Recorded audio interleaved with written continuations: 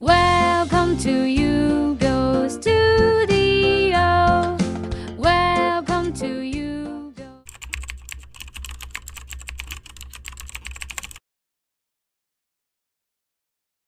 Naranasan mo na bang lumipad, mahulog, patayin sa panaginip o di kaya managinip na nanlalagas ang iyong mga ngipin? Ilan lang ito sa mga halimbawa ng madalas nating napapanaginipan. Sa kulturang Pilipino, mayroong mga tradisyonal na paniniwala tungkol sa mga panaginip at ang mga posibleng kahulugan nito. Subalit, mahalaga rin na tandaan na ang mga kahulugan ng panaginip ay personal at maaaring iba-iba para sa bawat tao. Narito ang 10 halimbawa ng panaginip.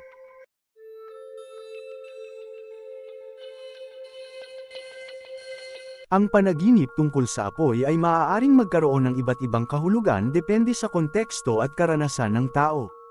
Una, simbolo ng pagnanasa o galit.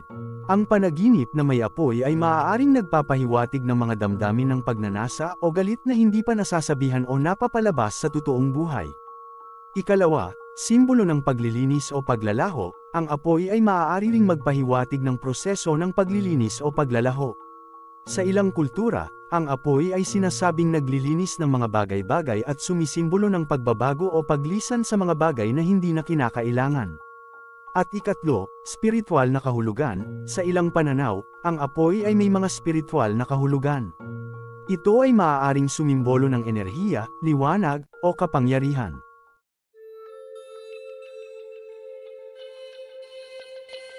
Ang panaginip tungkol sa baha ay maaaring mga hulugan ng panganib o takot. Ito ay maaaring nagpapahiwatig ng mga pangamba o mga hamon na kinakaharap ng tao sa totoong buhay. Ikalawa, kawalan ng kontrol.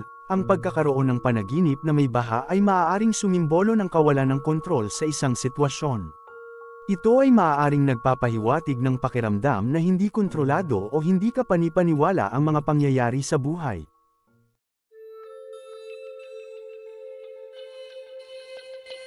Para sa ilang tao, ang burol ay kaugnay sa kamatayan at ang mga takot na kaakibat nito.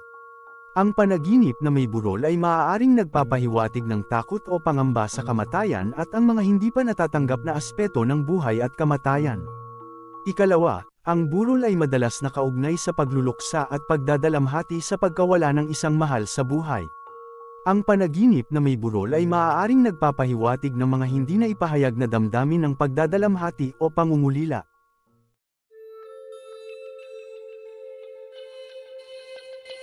Pagnanasa ng kalayaan, ang paglipad ay madalas na sinasamahan ng damdamin ng kalayaan at paglaya mula sa mga limitasyon at paghihigpit.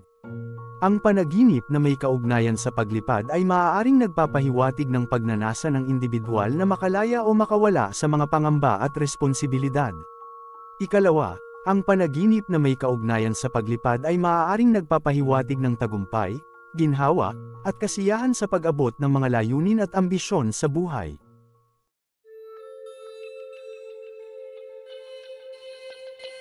Paglutas sa mga hadlang, ang paglangoy ay maaaring maging simbolo ng paglalakas loob at pagharap sa mga hadlang sa buhay. Ito ay maaaring nagpapahiwatig ng determinasyon at lakas ng loob sa pagtahak ng mga mahirap na landas o paglaban sa mga problema at pagsubok. Ikalawa, ang panaginip na may kaugnayan sa paglangoy ay maaaring nagpapahiwatig din ng pangarap ng individual na makahanap ng kapanatagan at kaligayahan sa kanyang buhay.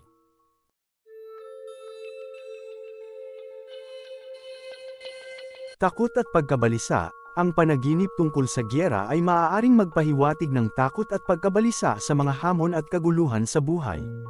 Ito ay maaaring nagpapahiwatig ng mga pangamba at stress na kinakaharap ng tao sa totoong buhay. Ikalawa, ang panaginip tungkol sa giyera ay maaaring maging pagpapahayag ng mga emosyon tulad ng galit, lungkot, o pagkapuot. Ito ay maaaring nagpapahiwatig ng hindi nasasabi o hindi napapahayag na damdamin ng individual sa totoong buhay.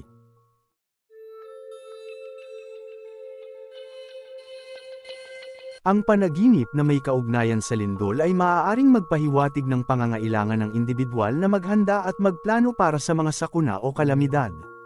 Ito ay maaaring mag-udyok sa pagiging handa at pagtutok sa kaligtasan at seguridad.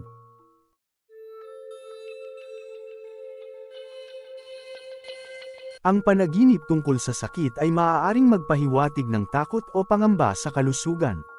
Ito ay maaaring nagpapahiwatig ng pangangamba sa pagkakaroon ng mga sakit o karamdaman. Bukod dito, ito rin ay maaaring maging resulta lamang ng pansamantalang pag-aalala o stress sa totoong buhay. Ito ay maaaring maging paalala sa indibidwal na magbigay pansin sa kanyang kalusugan at pahalagahan ang pangangalaga sa sarili.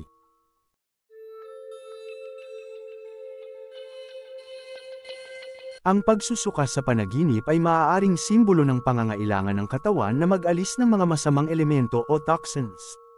Ito ay maaaring nagpapahiwatig ng pangangailangan ng katawan na maglinis o mag-dispose ng mga bagay na nakakasama sa kalusugan tulad ng mga nakasanayang bisyo na maaaring magbigay ng di magandang epekto sa kalusugan ng isang tao.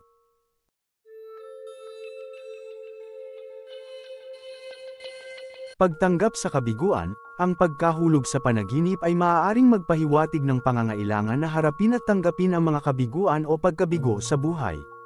Ito ay maaaring nagpapahiwatig ng pangangailangan ng indibidwal na matuto mula sa kanyang mga pagkakamali o hindi magandang karanasan.